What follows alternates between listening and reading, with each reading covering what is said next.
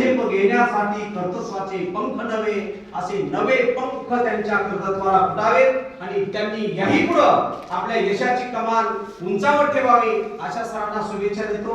आणि बघा त्यांचा मुलगा आताच मॅडमने सांगितले बापसे बेटा सवाई बघा त्याच्यासाठी आता तो नाही इथं पण आपल्या भावना त्याच्याकडे पोहोचतात सर्व आहेत बघा आणि तो आपलं नाव उज्ज्वल करतोय म्हणून काट्यामधल्या वाटामधून चालत जातू पुढे पुढे त्या वाटा मग अलगद नेतील पाऊस भरल्या नभाकडे झळा उन्हाच्या संपून जातील नाचत येईल पानकळा आणि फुलू दे तुझ्या श्रमातून मानवतेचा इथे मळा असा मानवतेचा आणि यशस्वीतेचा मळा फुलणारा तो विद्यार्थी जाधव सरांचा राज जाधव यालाही शुभेच्छा देऊयात आपण. आणि या कार्यक्रमामध्ये आपल्या सर्वांचे मार्गदर्शक आदरणीय ज्यांच्या खांद्यावर या कॉलेजची धुरा आहे असे प्राचार्य मोरे सर आणि आपण सर्व मान्यवर आहात.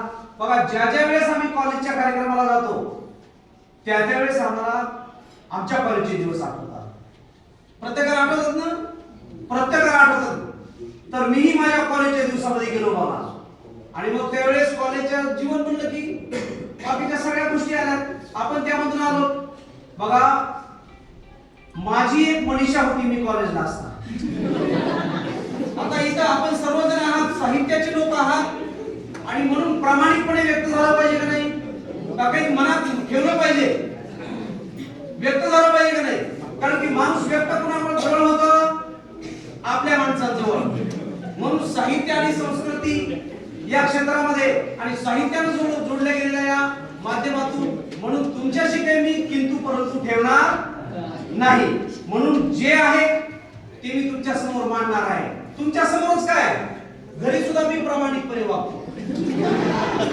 ज्यावेळेस माझं लग्न झालं त्यावेळेस मी बायकोला प्रामाणिकपणे सांगितलं होतं पहिल्या दिवशी तो असेल नसेल पहिलं काही लगीन आपलं नसतानी असेल नसेल पहिलं काही लगीन आपलं नसतानी आता मी तुझा बाजीराव तू माझी मस्तानी.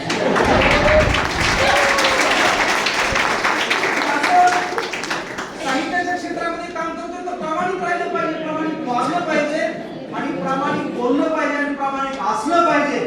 म्हणून कॉलेजच्या दिवसामध्ये मी गेलो कॉलेजला जाताना कुठल्याही कॉलेजच्या कार्यक्रमाला गेलो की कॉलेजचे दिवस आठवतात. म्हणून प्रामाणिकपणे सांगतोय माझी एक मनीषा होती मी कॉलेजला असताना संगीतावर प्रेम करावं जीवन जगत असताना संगीतावर प्रेम करावं जीवन जगत असताना मग सतत तीच भावना माझ्या मनात दाटायची मग सतत तीच भावना माझ्या मनात दाटायची तेव्हा मग मला छान प्रेरणा भेटायची तेव्हा मग मला रोज छान प्रेरणा भेटायची.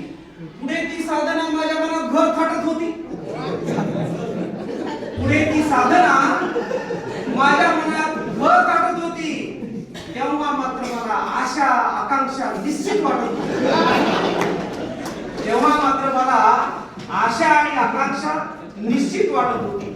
मग पूजा अर्चनेच्या आणि आराधनेच्या माध्यमातून मी भरपूर वाचल्या कथा आणि मग हृदयात वाढू लागली माझ्या प्रतिभेची लता.